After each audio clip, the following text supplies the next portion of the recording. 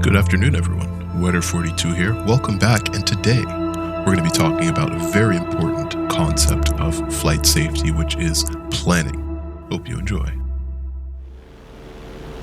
Why is planning important? Take a stroll with me, using your imagination, into this Mammatus, the equivalent of a Cessna in the real world. Now imagine this. You're flying VFR, visual flight rules that is, down Route 13, and you realize that the road ahead of you contains restricted airspace. You, being the responsible pilot that you are, decide to bank left into the Mount Chiliad mountain range to avoid any regulatory issues that you may face. As you start climbing to avoid the terrain, you notice a problem. The ground beneath your feet, or wheels, is rising, fast. You look to your left and you glance to your right, but all you see is mountainside, cascading, slowly rising. Realizing that there's not enough space to turn around, you try to continue the climb straight ahead, but before you know it, suddenly a fun day of flying turned into a tragedy. Now let's rewind the tapes a bit. Let's try again, but this time with some additional altitude. Alrighty, there's restricted airspace. Let's bank left now.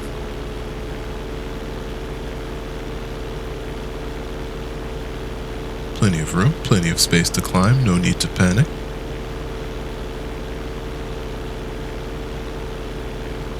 But over time, as you continue up the hill, you realize that even this isn't enough altitude to make it over the range. You climb, and you climb, and you climb with all your might, but similar to last time, you're met with the same fate.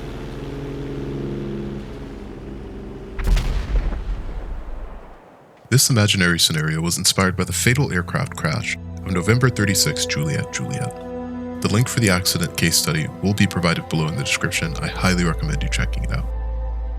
And while the details are slightly different, the underlying outcome is exactly the same.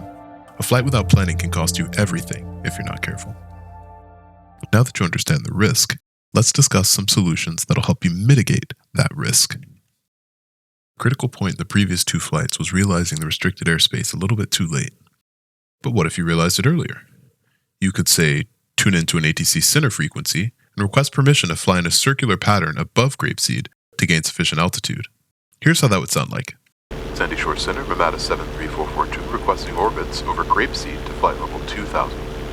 Mammatus 73442, say current altitude.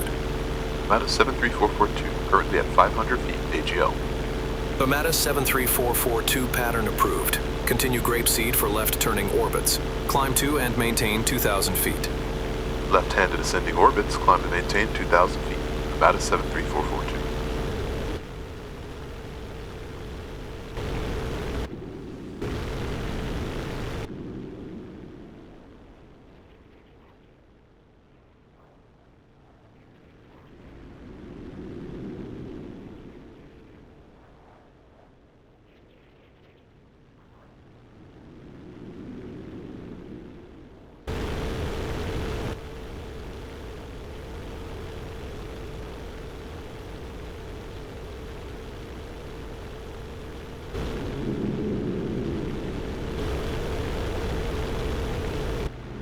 And just like that, we made it over the range.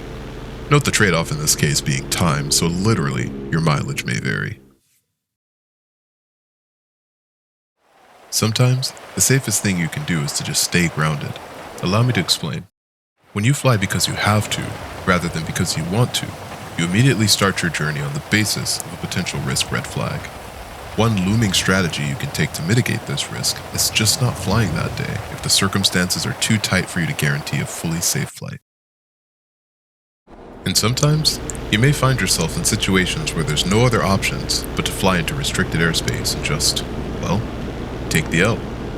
For lack of a better term, of course. If you're stuck between that and venturing into uncharted territories for the first time, be it new land, new weather condition, or even a new aircraft, take the L. You may get in trouble, you may even face some scrutiny, but you'll be able to face it alive. And lastly, you can always pick a more powerful aircraft. Remember, the name of the game here is safety. Anyone can operate machinery, but the mark of a true pilot lies in their ability to keep safety at the top of their priority list. this concept and others will find its way into ATF in a way that's fun and hopefully as impactful as this video, if not more. Fly safe. Thanks for watching, and I'll see you in the skies.